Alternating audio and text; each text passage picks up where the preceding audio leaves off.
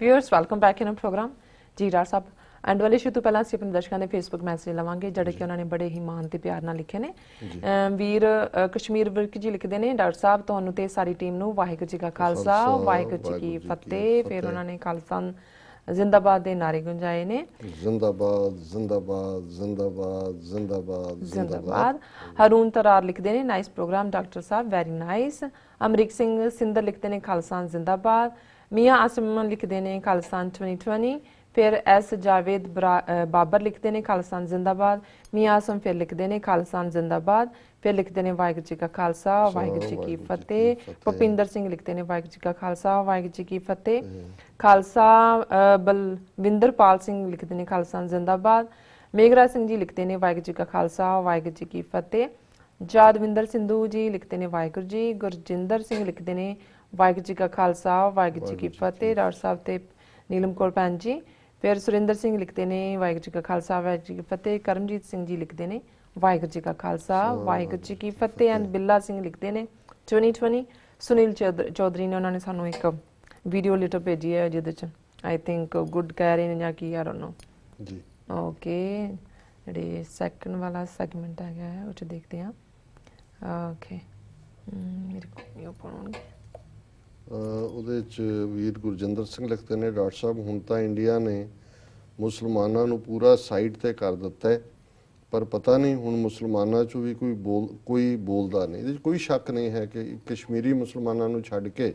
ਬਾਕੀ ਉਹਨਾਂ ਨੇ ਸਾਰੇ ਡਰਾ ਲਏ ਨੇ ਉਹਨਾਂ 'ਚੋਂ ਕੋਈ ਸਾਹ ਵੀ ਉੱਚੀ ਨਹੀਂ ਲੈਂਦਾ ਜਿਮੀ ਸਿੰਘ ਢਿੱਲੋਂ ਲਿਖਦੇ ਨੇ ਡਾਕਟਰ ਸਾਹਿਬ ਜੀ ਤੁਹਾਨੂੰ ਤੇ ਸਾਰੀ ਟੀਮ ਨੂੰ ਵਾਹਿਗੁਰੂ ਜੀ ਕਾ ਖਾਲਸਾ ਵਾਹਿਗੁਰੂ ਜੀ ਕੀ ਫਤਿਹ इसी तरह ग्रेट उर्दू ਦੇ ਵਿੱਚ ਰਾਈਟ ਅਪ ਹੈ ਗ੍ਰੇਟ ਐਨਾਲਿਸਿਸ ਜੀ ਅਮਰਜੀਤ ਸਿੰਘ ਖਾਲਸਾਨੀ ਲਿਖਦੇ ਨੇ doctor Sahib ji civil war ਤਾਂ ਇਹ ਕਰਨਗੇ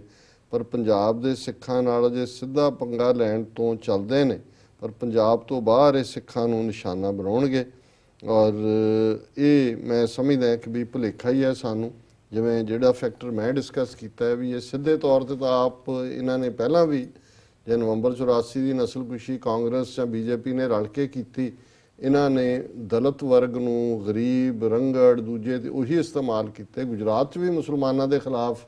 ਦਲਿਤ ਭਾਈਚਾਰਾ ਔਰ ਟ੍ਰਾਈਬਲ ਲੋਕਾਂ ਨੂੰ ਇਸਤੇਮਾਲ ਕੀਤਾ ਸੋ ਜਿਹੜਾ ਫੈਕਟਰ ਮੈਂ ਵਿਜੇ ਸੰਪਲਾ ਦਾ ਕਿਹਾ ਕਿ ਜਿਸ ਤਰੀਕੇ ਨਾਲ ਉਹ ਸਾਰਾ ਆਪਰੇਟ ਕਰ ਰਿਹਾ ਇਹ ਇਹਨਾਂ ਨੂੰ ਟਕਰਾਉਣ ਦਾ ਆਪ ਇਹ ਸਾਹਮਣੇ ਆਉਣਗੇ ਚੀਰਾ ਸਾਹਿਬ ਐਂਡ ਵਾਲੇ ਇਸ਼ੂ ਵੱਲ ਆਪਾਂ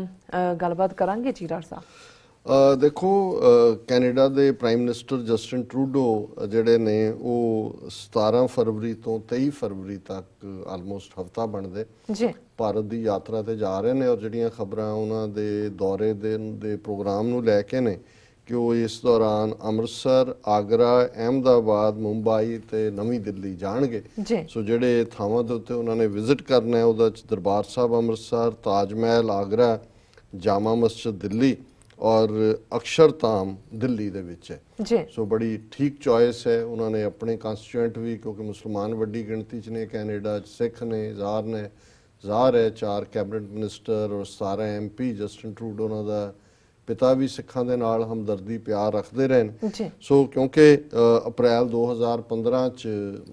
ਮੋਦੀ ਕੈਨੇਡਾ ਦੇ ਦੌਰੇ ਤੇ ਆਇਆ ਸੀ ਉਹਨੇ ਇਨਵਾਈਟ ਕੀਤਾ ਔਰ ਹੁਣ ਉਹ ਜਾ ਰਹੇ ਨੇ ਉਸ ਤੋਂ ਪਹਿਲਾਂ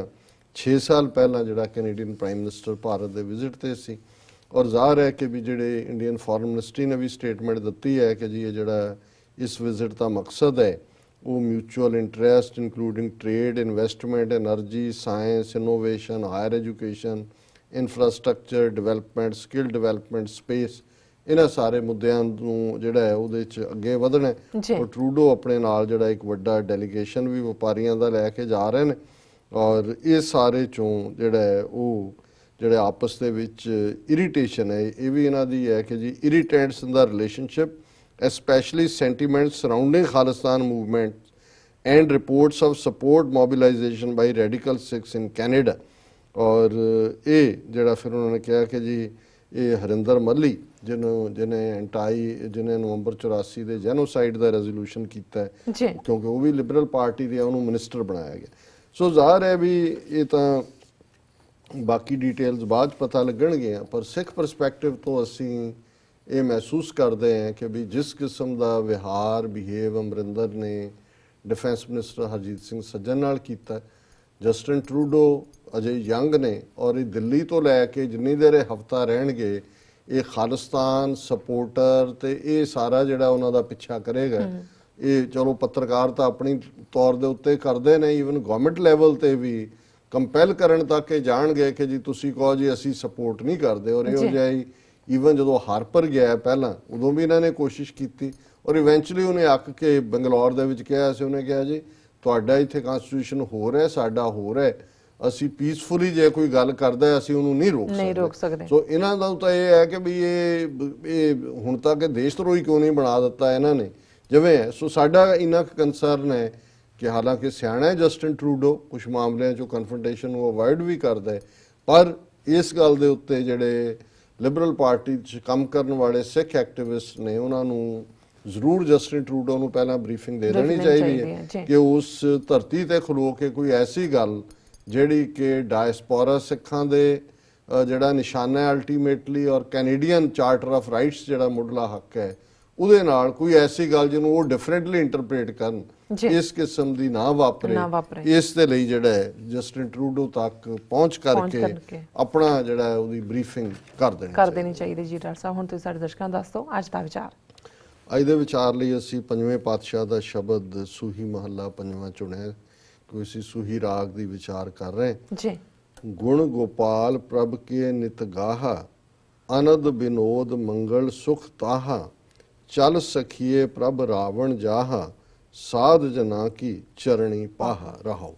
ਹੁਣ ਇਸ ਦਾ ਸੈਂਟਰਲ ਆਈਡੀਆ ਚਲ ਸਖੀਏ ਪ੍ਰਭ ਰਾਵਣ ਜਾ ਕੇ ਹੇ ਮੇਰੀ ਸਹੇਲੀ। ਇਹ ਇਵੇਂ ਹੀ ਹੈ ਕਿ ਇੱਕ ਜਿਹੜੀ ਸੀਕਰ ਜਗਿਆਸਾ ਵਾਲੀ ਰੂਹ ਹੈ ਰੱਬ ਦੀ ਢੂੰਡ ਚੋਂ ਦੂਸਰੀ ਨੂੰ ਕਹਿ ਰਹੀ ਹੈ ਕਿ ਚੱਲ ਸਹੇਲੀ ਪ੍ਰਭ ਰਾਵਣ ਜਾ, ਅਸੀਂ ਰੱਬ ਨੂੰ ਧਿਆਈਏ, ਰੱਬ ਦਾ ਸਿਮਰਨ ਕਰੀਏ, ਰੱਬ ਨੂੰ ਮਾਣੀਏ। ਸਾਧ ਜਨਾ ਕੀ ਚਰਨੀ ਪਾਹ, ਤੇ ਰੱਬ ਦੇ ਬੰਦੇ ਜਿਹੜੇ ਨੇ ਗੁਰਮੁਖ ਜਿੱਥੇ ਰੱਬ ਦੀ ਗੱਲ ਹੁੰਦੀ ਹੈ ਉਸ ਸੰਗਤ ਨੂੰ ਮਾਣੀਏ। ਔਰ ਜੇ ਇਵੇਂ ਹੋਏਗਾ ਤੇ ਗੁਣ ਗੋਪਾਲ ਪ੍ਰਭ ਕੇ ਨਿਤਗਾਹ, ਕਿ ਅਸੀਂ ਰੋਜ਼ਾਨਾ ਉਸ ਵਾਹਿਗੁਰੂ ਦੇ ਗੀਤ ਗਾਵੀਏ, ਗਾਇਆ ਕਿ ਗਾਵੀਏ। ਆਨੰਦ ਵਿਨੋਦ ਮੰਗਲ ਸੁਖਤਾ, ਜੇ ਅਸੀਂ ਉਸ ਵਾਹਿਗੁਰੂ ਨੂੰ ਯਾਦ ਕਰਾਂਗੇ ਦਿਨੇ ਰਾਤ ਤੇ ਉਹਦੇ 'ਚ ਆਨੰਦ ਹੋਏਗਾ। ਵਿਨੋਦ ਕਹਿੰਦੇ ਨੇ ਖੁਸ਼ੀ ਨੂੰ, ਖੁਸ਼ੀ ਮੰਗਲ ਹਰ ਕਿਸਮ ਦੀ ਇੱਕ ਸੈਲੀਬ੍ਰੇਟਲੀ ਮਾਹੌਲ, ਇੱਕ ਭਲਾ ਮਾਹੌਲ ਚਾਰ ਚਫੇਰੇ ਹੋਏਗਾ। ਕਰ ਬੇਨਤੀ ਜਨ ਧੂਰ ਬਾਛਾਹ ਜਨਮ ਜਨਮ ਕੇ ਕਿਲਬੇ ਖਲਾਹ, ਕਿ ਮੈਂ ਜੇ ਵਾਹਿਗੁਰੂ ਦੇ ਅੱਗੇ ਨਤਮਸਤਕ ਹੋ ਕੇ ਆਪਣਾ ਆਪਾ ਧਰ ਕੇ ਬੇਨਤੀ ਕਰਕੇ ਉਸ ਰੱਬ ਦੇ ਪਿਆਰਿਆਂ ਦੀ ਅਸੀਂ ਧੂੜ ਮੰਗੀਏ। ਇਹ ਸਖੀ ਸਖੀ ਨੂੰ ਕਹਿ ਰਹੀ ਹੈ, ਇੱਕ ਰੂਹ ਦੂਜੇ ਨੂੰ ਕਹਿ ਰਹੀ ਹੈ ਜੀ। ਤੇ ਜਨਮ ਜਨਮ ਕੇ ਕਿਲਬੇ ਖਲਾਹਾਂ, ਤੇ ਜਿਹੜੇ ਮੇਰੇ ਮਨ ਦੇ ਅੰਦਰ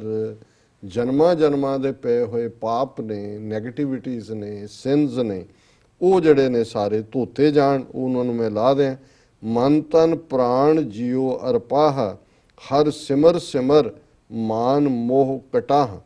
ਕਿ ਮੈਂ ਆਪਣਾ ਮਨ ਤਨ ਪ੍ਰਾਣ ਸਭ ਕੁਝ ਉਸ ਵਾਹਿਗੁਰੂ ਦੇ ਅੱਗੇ ਅਰਪਣ ਕਰਦੇ ਹਾਂ ਔਰ ਉਸ ਵਾਹਿਗੁਰੂ ਨੂੰ ਯਾਦ ਕਰਕੇ ਮਾਨ ਮੋਹ ਕਟਾ, ਮੇਰੇ ਅੰਦਰ ਜਿਹੜਾ ਹੰਕਾਰ ਹੈ ਔਰ ਮੋਹ ਹੈ, ਇਹ ਸਖੀ ਉਹਨੂੰ ਅਸੀਂ ਕੱਟ ਲਈਏ ਉਸ ਵਾਹਿਗੁਰੂ ਦੇ ਅੱਗੇ ਆਪਾ ਧਰ ਕੇ। ਦੀਨ ਦਿਆਲ ਕਰੋ ਉਤਸਾਹ ਨਾਨਕ ਦਾਸ ਹਰ ਸ਼ਰਨ ਸਮਾਹ। ਔਰ ਅਖੀਰ 'ਚ ਪੰਜਵੇਂ ਪਾਤਸ਼ਾਹ ਫਰਮਾਉਂਦੇ ਨੇ ਕਿ ਉਹ ਸਤਿਗੁਰੂ ਦੀਨਾਂ ਦੇ ਉੱਤੇ ਦਇਆ ਕਰਨ ਵਾਲਾ ਹੈ, ਜਿਹੜੇ ਬਿਲਕੁਲ ਦਬੇ ਕੁਚਲੇ ਨੇ ਉਹਨਾਂ ਨੂੰ ਆਪਣੇ ਗਲ ਨਾਲ ਲਾਉਣ ਵਾਲਾ ਹੈ, ਪਾਪਾਂ ਨੂੰ ਬਖਸ਼ਣ ਵਾਲਾ ਹੈ। ਦੀਨ ਦਿਆਲ ਕਰੋ ਉਤਸ਼ਾਹੇ ਵਾਹਿਗੁਰੂ, ਤੁਸੀਂ ਸਾਨੂੰ ਹਿੰਮਤ ਬਖਸ਼ੋ। ਨਾਨਕ ਦਾਸ ਹਰ ਸ਼ਰਨ ਸਮਾਹ। ਪੰਜਵੇਂ ਨਾਨਕ ਫਰਮਾਉਂਦੇ ਨੇ ਕਿ ਮੈਂ ਦਾਸ ਬਣ ਕੇ ਤੇਰੀ ਸ਼ਰਨ ਦੇ ਵਿੱਚ ਆਵਾਂ ਤੇ ਤੇਰੇ ਵਿੱਚ ਸਮਾ ਜਾ, ਤੇ ਜੇ ਮੈਂ ਤੇਰੇ ਵਿੱਚ ਸਮਾ ਜਾਵਾਂਗਾ ਤੇ ਫਿਰ ਗੁਣ ਗੋਪਾਲ ਪ੍ਰਭ ਕੇ ਨਿਤ ਗਾਹਾਂ, ਕਿ ਮੈਂ ਤੁਹਾਡੇ ਗੁਣ ਦਿਨ ਰਾਤ ਗਾਵਾਂ। ਆਨੰਦ ਵਿਨੋਦ ਮੰਗਲ ਸੁਖਤਾ, ਕਿਉਂਕਿ ਇਸ ਦੇ ਵਿੱਚ ਹੀ ਤੁਹਾਡੇ ਗੁਣ ਗਾਣ 'ਚ, ਤੁਹਾਨੂੰ ਯਾਦ ਕਰਨ 'ਚ, ਤੁਹਾਡੀ ਇਬਾਦਤ 'ਚ,